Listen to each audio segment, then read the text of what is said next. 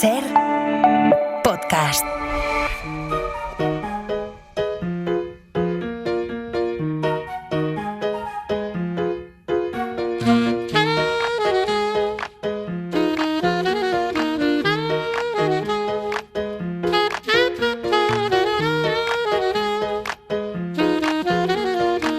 Coordenada 25, con Aimar Bretos.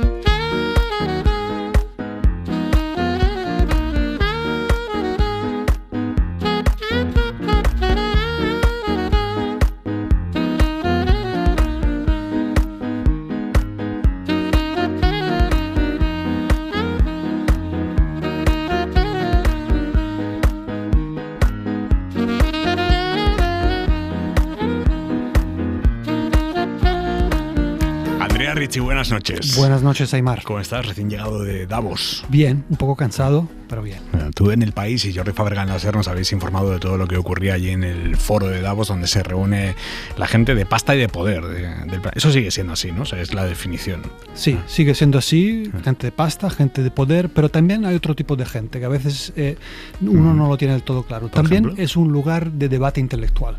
Sí. Entonces está la vía del business, que aquellos que creemos en la cohesión social, pues causa a veces reparo, motivos de crítica, etcétera.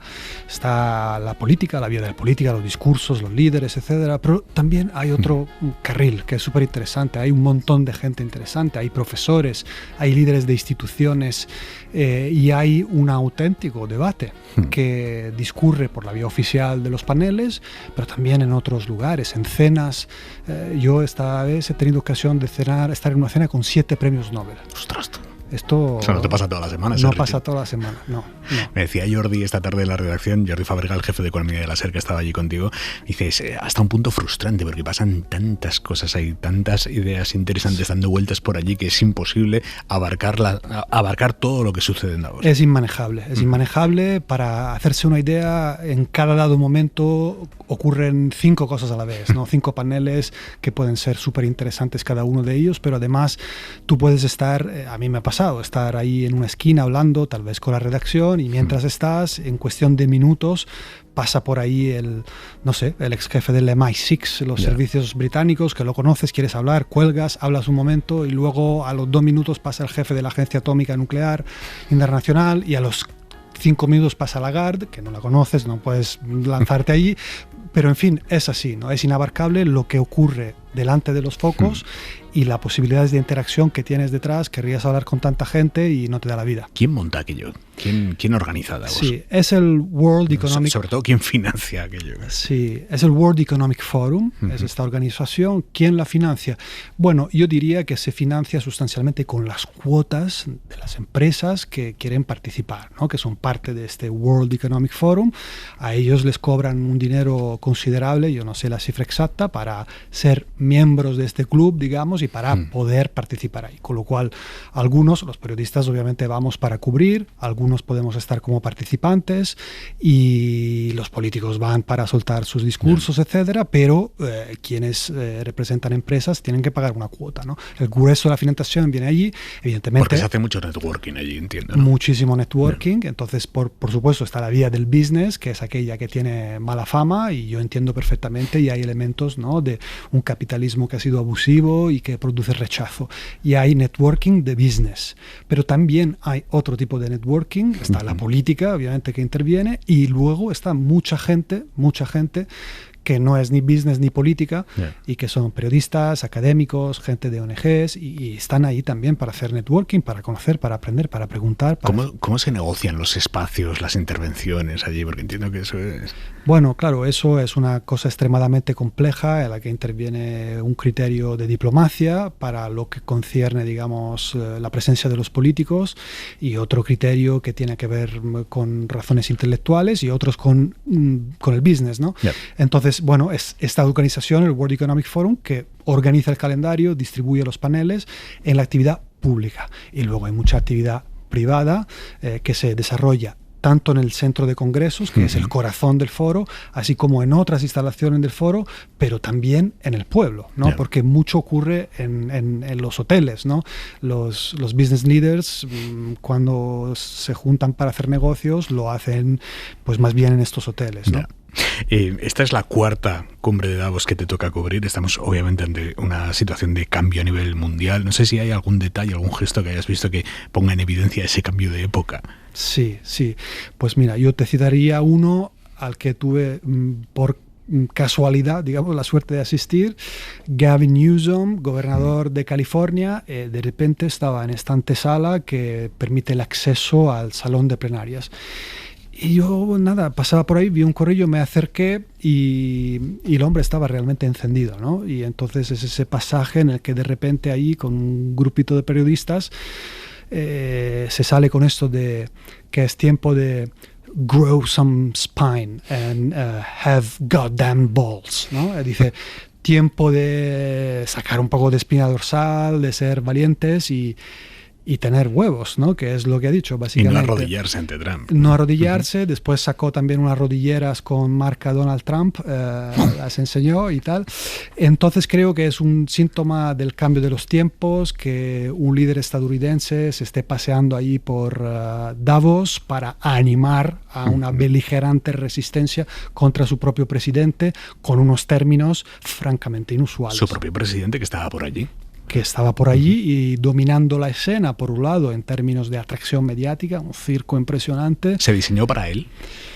A ver, se diseñó para darle mucho protagonismo, esto no hay duda ninguna. Desembarcó con una gran delegación, con el secretario del Tesoro, el secretario del Comercio y mucho más, y Jared Kushner, y etcétera, etcétera. Tenían una caseta representativa en la promenade de Davos, porque en la calle central, además de lo que ocurre en el centro de congresos, grandes empresas o algunos gobiernos alquilan lo que normalmente son espacios de una tienda de zapatos grande, pues de repente es la sede de Palantir durante una semana, ¿no? Para ir recibir, hacer un poco show. Y bueno, pues Estados Unidos ahí también tenía una US House, donde por cierto no dejaron entrar a Gavin Newsom. En el foro sí, pero en la casa oficial de Estados Unidos no le dejaron pasar. O sea, él lo intentó.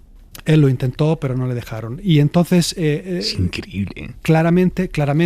Un gobernador de California no le dejan entrar en la sede de Estados Unidos allí. Eso es. Ostras. Sí. Y entonces, claramente el programa le dio mucho protagonismo, pero había mucho más y había claramente gente que estaba en las antípodas, que invitada por el foro, como Newsom, que estaba invitado por el foro, ¿no? Y europeos que se han manifestado de forma explícita en contra. Y, en definitiva, aunque tuvo mucho protagonismo mediático, yo creo que el alma del foro este año ha sido la cristalización de un nuevo espíritu de resistencia frente a Trump, ¿no? Sí, Esta es la historia. Esta es la historia, la capitaneó Mark Carney, a mi juicio, pero hubo otros, porque el mismo Macron, al margen de que uno pueda o no comulgar con sus ideas, creo que dijo cosas muy claras. Dijo, preferimos el respeto a los matones, preferimos la ciencia al conspiracionismo, preferimos el Estado de Derecho a la brutalidad. Escucha Macron. Necesitamos más crecimiento y más estabilidad en este mundo y preferimos el respeto a los matones, la ciencia al conspiracionismo, el Estado de Derecho a la brutalidad. Pues así es. Creo que el mensaje no dejaba lugar a dudas y de hecho posteriormente Trump criticó con dureza tanto a Carney como a Macron, porque bueno, es así el hombre, ¿no? Carney, el primer ministro de Canadá, que ha sido una de las grandes estrellas de este foro de Davos. Sí, así es. Hizo un gran discurso, a mí me pareció francamente notable, y lo hizo Aimar porque supo aunar dos cosas a mi juicio. Sin una de ellas no se anda bien. Una es una clarividencia política y geopolítica sobre el momento y sobre lo que hay que hacer. Pero la otra es una clarividencia moral y una disposición a reconocer ciertas dobleces, falsedades, hipocresías de Occidente, incluido del propio Canadá, y creo que es de ahí de donde hay que empezar, ¿no? Reconoció que el sistema en el que estábamos era un sistema que solemos llamar multilateral, basado en reglas, pero empezó diciendo tenemos que reconocer que esas reglas solo se aplicaban a unos y no a otros. Y a nosotros ese sistema no vino bien. Los europeos, los canadienses, pues prosperamos. Teníamos la protección de seguridad de Estados Unidos, el comercio nos iba bien, nos iba muy bien. Pero otros estaban a la intemperie antes también. De hecho, hubo otro representante que en algún momento, en otro momento del foro, dijeron, se habla mucho aquí de que el mundo ha cambiado.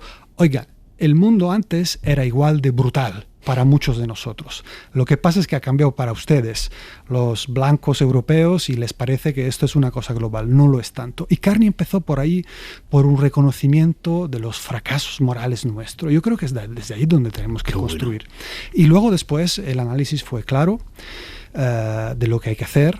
Hay que resistir, no hay que ponerse de rodillas, hay que cooperar entre potencias medias. Y, en fin, un poco de goddamn balls, que diría Newsom, ¿no? Oye, fue tan obsceno como pareció desde aquí visto la presentación de esa Junta por la Paz de Trump, que es esa semi-ONU, que se quiere montar una ONU privada él, que va a empezar en Gaza, pero después lo quiere llevar a los conflictos de todo el mundo con sus gobiernos amigos, los que le sigan el rollo. ¿Fue tan obsceno como pareció? A mí sí me lo pareció, desde luego, y además me parece una operación... a veces cuesta entender, ¿no? Porque uno puede entender la avidez de poder, ¿no? La acción sin límites me parece execrable, ¿no? Pero puedo llegar a entenderlo. Pero hay cosas que se me escapan, ¿no? Realmente ese espectáculo creo que es un tiro en el pie, ¿no? Empezando por digamos, la imagen de estos personajes que acompañaban aquello. Bueno, pues unos líderes de segunda o tercera fila, la mayoría de ellos autócratas, es decir, una imagen de comunicación política francamente nefasta que no beneficia a sus propios intereses, ¿no? Me cuesta entenderlo. Y todo el conjunto, bueno, pues, en fin, la moralidad de todo esa proyección de imágenes, de ese sueño de Dubái, la Riviera de Gaza reconstruida por esta gente, pues, en fin. ¿Qué futuro le ves a ese engendro de la Junta por la Paz? Bueno, no le veo un enorme recorrido. Lo veo como las semillas de, digamos, un intento de afianzar estas coaliciones de voluntarios, o mejor dicho, coaliciones de vasallos, ¿no? Entonces, por el camino, esto obviamente no es una novedad. Podemos recordar lo que hizo Estados Unidos con la invasión de Irak en su momento, ilegal, no la de Bush padre, aprobada por la ONU, sino la acción en Kuwait, sí. Es ok, lo otro, ¿no? ¿Y qué era eso? Bueno, pues la foto de las Azores, etcétera, ¿no? Es decir, cultivar un grupo de países dispuestos a seguirte. En aquel caso, pues era Reino Unido, estaba la España de Aznar, estaba el Portugal de Barroso y unos cuantos otros. Bueno, pues aquí ya no hay europeos, ¿no? Salvo Orbán y el primer ministro búlgaro, que me parece que también estaba montado en ese escenario. No hay europeos de países relevantes, digámoslo así, y bueno, pues está configurando ahí un grupito, yo creo, de vasallos, ¿no? Básicamente. Totalmente. Oye, hubo mensajes inquietantes acerca de la inteligencia artificial, especialmente uno de la directora del Fondo Monetario Internacional, diciendo que esto iba a ser un tsunami para el empleo. Sí, exactamente. Usó esas palabras, citó un informe que ellos han preparado y publicaron hace un tiempo, según el cual un 60% de los empleos van a ser impactados por la IA, no todos en el sentido de la destrucción, pero bastante en la destrucción, otros en la necesidad de, digamos, readaptarse. Y a mí se me quedó una cosa que dijo y que me preocupa. Ella, en contrario del mucho optimismo que desplegaban con sus flautas mágicas, pues todos estos líderes de tecnoimperios, ¿no?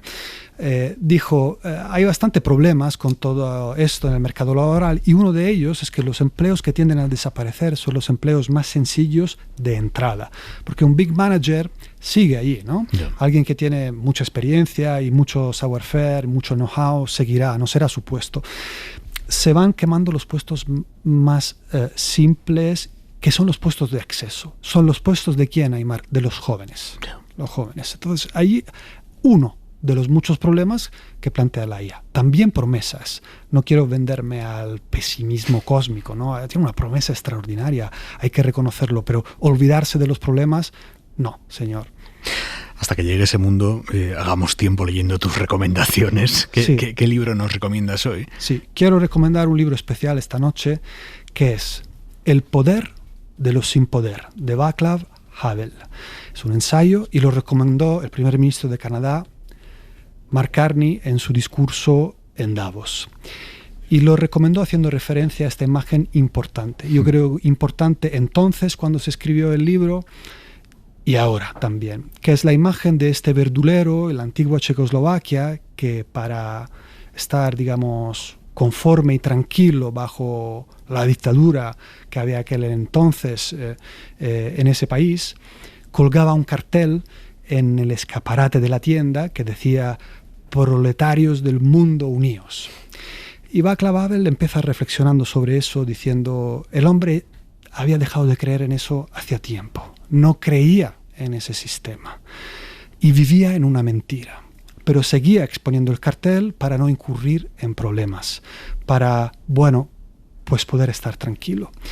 Carney citó esta anécdota precisamente para introducir la idea de que necesitamos claridad moral y valentía para nombrar a las cosas con su nombre. Nombrarlas, aunque pueda costar. Y es de esa manera, nombrando las cosas por su nombre, que dejamos de vivir en la mentira. Y eso es la piedra en el motor. Eso es la piedra en el motor que hace gripar ciertos motores. Necesitamos esa valentía, no es fácil, para algunos extremadamente difíciles, para otro en democracia un poco menos, pero también tiene su coste decir ciertas cosas, pero realmente es el momento de decirlo, porque como en aquel entonces en Checoslovaquia se nos vienen encima sistemas bastante opresivos. Entonces, la disidencia, que era el alma de ese ensayo, es hoy algo importante. En nombre de la democracia y los derechos humanos hay que decir cosas y llamar las cosas con su nombre. El poder de los sin poder. Exacto, un ensayo de Václav Havel, el disidente checoslovaco que posteriormente se convirtió en presidente. Richie, mil gracias. Un placer. Adiós. Para no perderte ningún episodio, síguenos en la aplicación o la web de la SER, Podium Podcast o tu plataforma de audio favorita.